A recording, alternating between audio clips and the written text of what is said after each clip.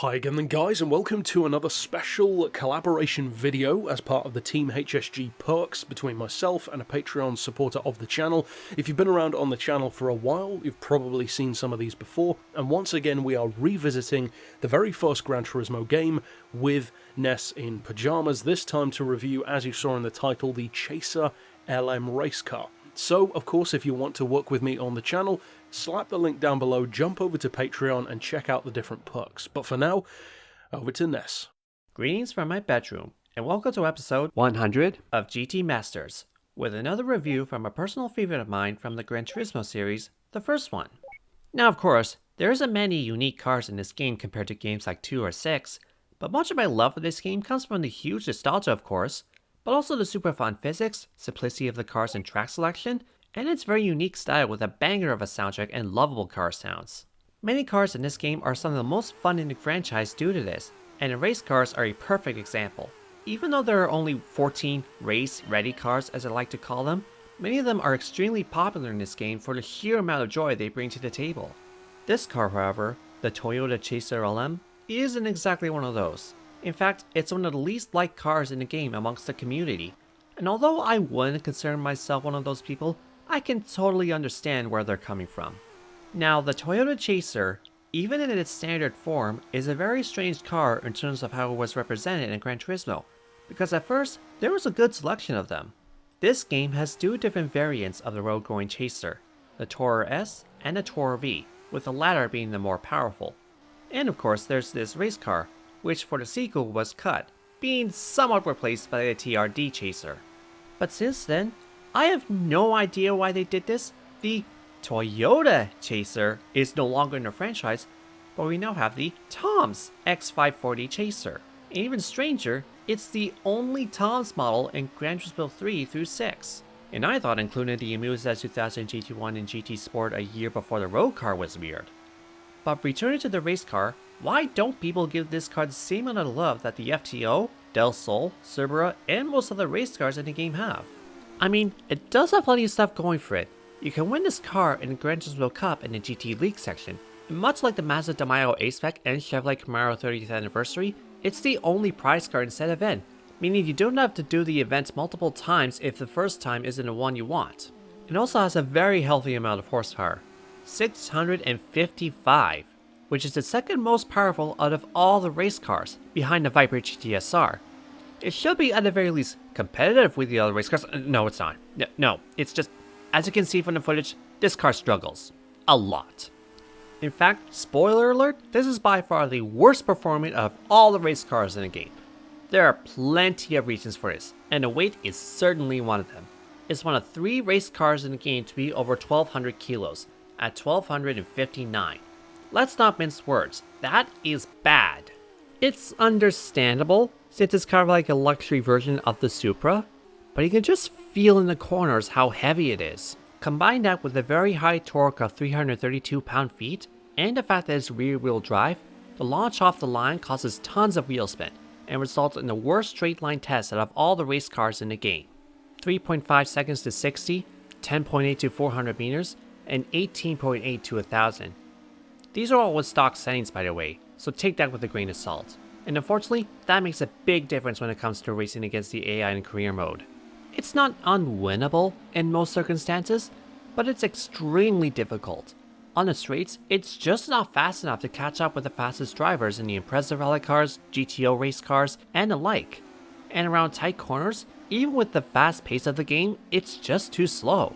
Now, I will say, the very heavy turning of this car does make this a lot more beginner friendly than most of the vehicles in the category, and in this game, that does matter quite a bit. It's massive fun tossing Imprezas and Del Sols around corners, but it's rather risky since one false move and you're spinning out of control. Having a heavy turning car reduces the chances of that happening and makes it more consistent. The GTO LM and Viper GTSR are also very heavy, and isn't among the best around the track, but they're still good enough cars to compete with the other AI drivers.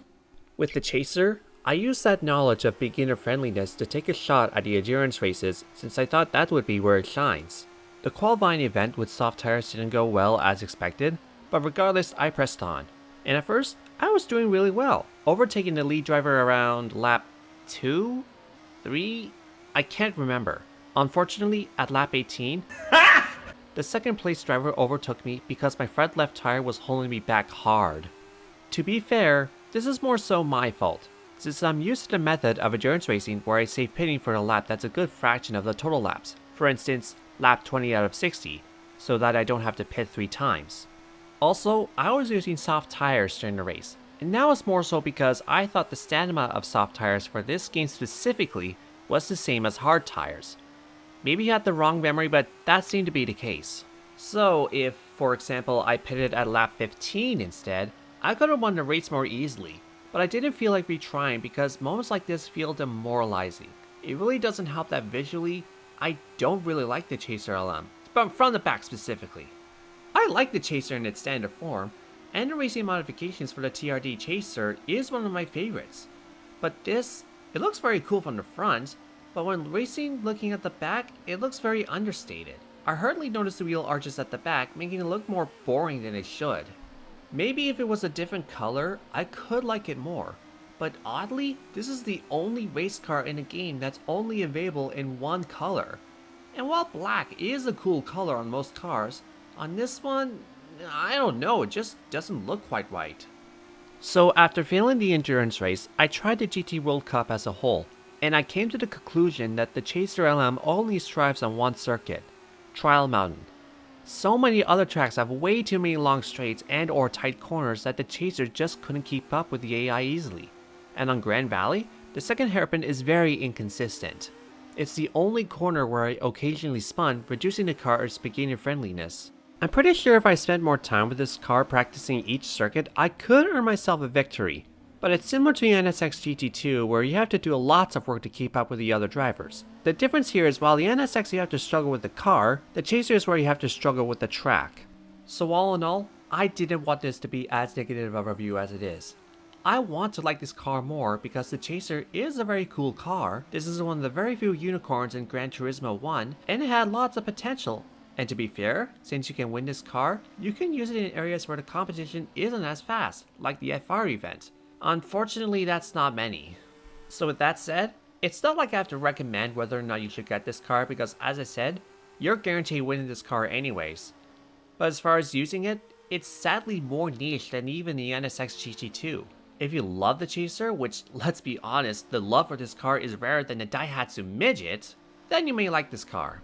As for everyone else, the best I can describe the people that can use this car is if you want to reimagine getting the gold in the license test, since they took tons of efforts to get, but it was so satisfying to complete that. If that doesn't appeal to you in a championship race, you're honestly better off going with any other race car. Heck, I haven't tested it, but I wouldn't be surprised if the fully tuned Chaser Tour V was faster around the track. That was the case with the fully tuned Mitsubishi GTO and Dodge Viper GTS. So overall, definitely one of the more negative reviews that I've done so far. I want to go as far as to say that this falls under the Boat series, better off avoiding these, but still a rather underwhelming car. So that covers it for this review. As Mike said at the beginning, if you want to work with him creating videos for the channel like me, Maverick, and Dismo Nath do, click the Patreon link down below and check out those perks. But for now, this is Ness and Pajamas saying, fluffy pillows.